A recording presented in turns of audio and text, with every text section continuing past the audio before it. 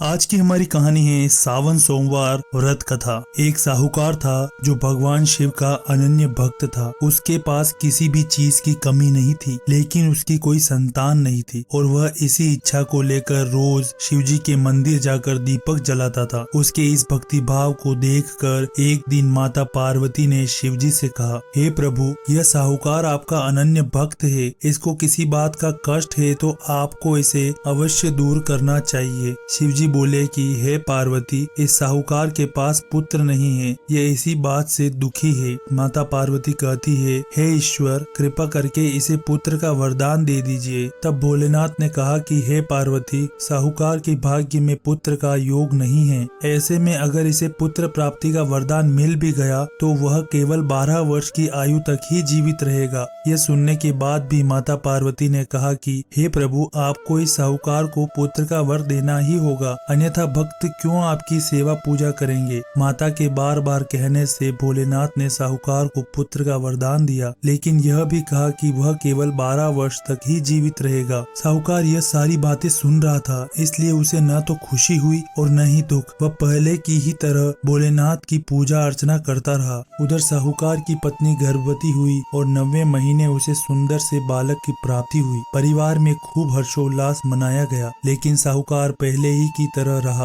और उसने बालक की 12 वर्ष की आयु का जिक्र किसी से भी नहीं किया। जब बालक 11 वर्ष का हुआ तो एक दिन साहूकार की पत्नी ने बालक के विवाह के लिए कहा, तो साहूकार ने कहा कि वह अभी बालक को पढ़ने के लिए काशी भेजेगा। इसके बाद उसने बालक के मामा जी को बुलाया और कहा कि इसे काशी पढ़ने के लिए ले जाओ और रास्ते में जिस भी स्थान पर रुकना वहाँ यज्ञ करते और ब्राह्मणों को भोजन कराते हुए आगे बढ़ना। वे ऐसा ही करते हुए जा रहे थे कि रास्ते में एक राजकुमारी का विवाह था, जिससे उसका विवाह होना था। वह एक आंख से काना था। तो उसके पिता ने जब अति सुंदर साहूकार के बेटे को देखा तो उनके मन में आया कि क्यों न इसे ही घोड़ी पर बिठाकर शादी के सारे कार्य संपन्न करा लिए जाए। तो उन्होंने मामा से बात की और कहा कि इसके बदले में वह अथाह धन देंगे, तो वह भी राजी हो गए। इसके बाद साहूकार का बेटा विवाह की बेदी पर बैठा और जब विवाह कार्य संपन्न हो गया तो जाने से पहले उसने राजकुमारी की चुंदरी के पल्ले पर लिखा कि तेरा विवाह तो मेरे साथ हुआ है, लेकिन जिस राजकुमार के साथ भेजेंगे वह एक आंख का काना है।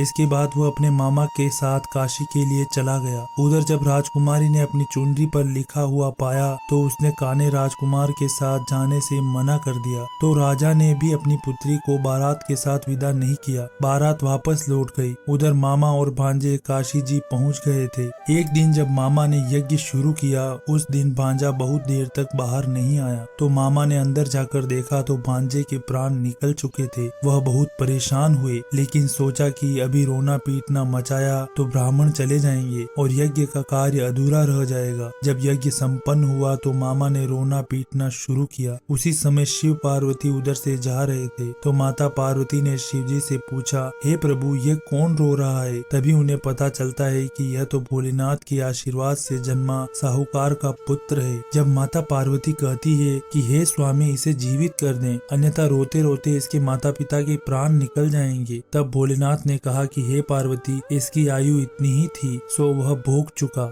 लेकिन माँ के बार बार आग्रह करने पर भोलेनाथ ने उसे जीवित कर दिया। लड़का ओम नमः शिवाय कहते हुए जी उठा और मामा भांजे दोनों ने ईश्वर को धन्यवाद दिया और अपनी नगरी की ओर लौट गए। रास्ते में वही नगर पड़ा और राजकुमारी ने उन्हें पहचान लिया। तब राजा ने राजकुमारी को साहूकार के बेटे के साथ बहुत सारे धन धान्य के साथ विदा किया। उधर साहूकार और उसकी पत्नी छत पर बैठे थे। उन्होंने यह प्रण कर रखा था कि यदि उनका पुत्र सकुशल न लौटा तो वह छत से कूदकर अपने प्राण त्याग देंगे। तभी लड़के के मामा ने आकर साहूकार के बेटे और बहू के आने का समाचार सुनाया, लेकिन वे नहीं माने। तो मामा ने शपथ पूर्वक कहा। फिर दोनों को विश्वास हो गया और दोनों ने अपने बेटे बहू का स्वागत किया। उसी रात साहूकार को स्वप्न में शिवजी ने दर्शन दिए और कहा कि तुम्हारे पूजन से मैं प्रसन्न हुआ। इसी प्रकार जो भी व्यक्ति इस कथा को पढ़ेगा या सुनेगा उसके समस्त दुख दूर हो जाएंगे और मनोवांछित सभी कामनाओं की पूर्ति होगी। आपको ये कथा कैसी लगी? वीडियो पसंद आए तो लाइक और शेयर करें और इसी तरह की कहानियों और कथाओं के लिए हमारे चैनल को जरूर सब्सक्राइब करें।